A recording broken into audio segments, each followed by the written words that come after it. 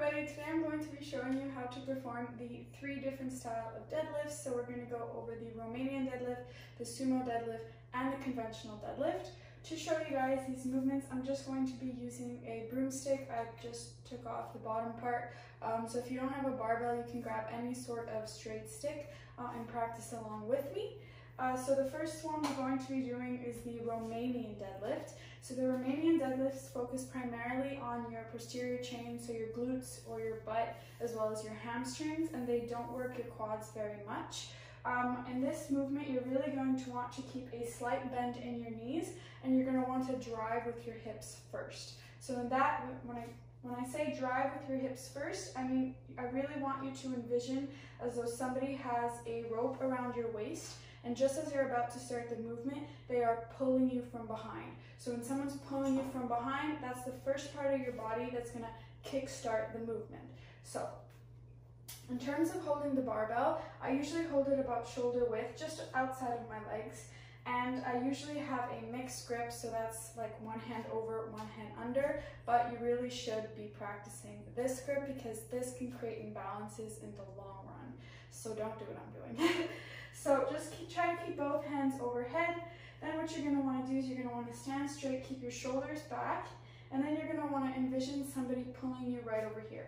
So you're just gonna start going, the bar is gonna follow your legs, and your hips are gonna go back. Once you hit about here, you can create a slight bend in your leg, and then come back up. In a Romanian deadlift, you don't touch the bottom of the floor. It's a constant tension movement, and it's really great for the hammies. So let's do that one more time.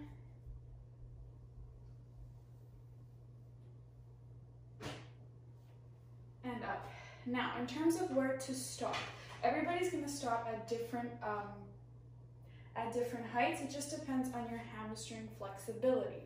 Personally, for me, my hamstrings are extremely tight, so I tend to just go to my knees or a little bit below. If I do have a weight on the bar, then I can usually go a little bit lower because the weight helps stretch out my hamstrings, but I still don't go very low in comparison to some people.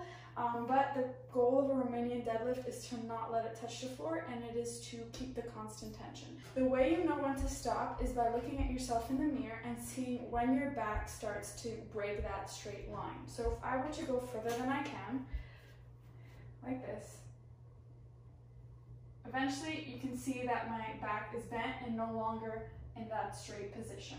So if you see your back doing that curve, you know that you've gone too far for your body type. Now, for when you come back up, you're really gonna wanna push through your heels. So when you come back up,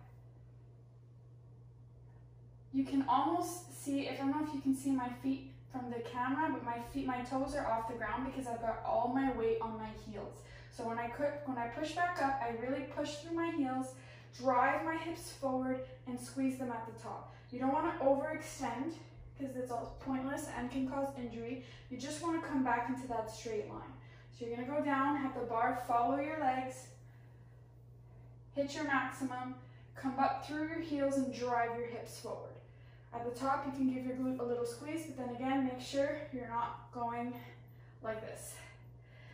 Different variations that you can do with this is by putting a band at your knees. So when you go down, you have the band at your knees and you push out with your knees against the band, and this will help activate your glute minimus and medius. Another thing I want to mention is when you're doing the Romanian deadlift, your knees, don't let them cave in. So if you're going down and you see your legs are going like this, that's not good. So you really want to focus on pushing your knees outwards as you are going down, keeping your back straight, your shoulders back, and then pushing through your heels and driving through your hips on the way up. That's pretty much what consists of a Romanian deadlift. They're very good for building your glutes and your hamstrings and your lower back, so your erectors over here, which will translate into some PRs and some other lifts, because it's important to have some lower back strength as well. Foot positioning, you're going to want to have your feet about shoulder width apart as well. For me personally, the way I like to do it is I like to claw onto the floor.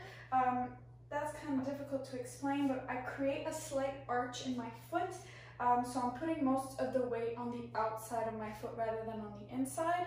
And then again, when I'm going down and I come back up, I then translate most of my weight to my heels to really activate the posterior chain, the hamstrings, and the glutes.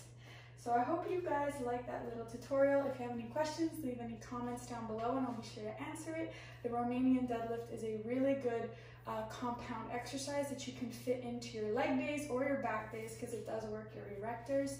And it is a great muscle building and glute building exercise. So thank you so much for watching and have a great day.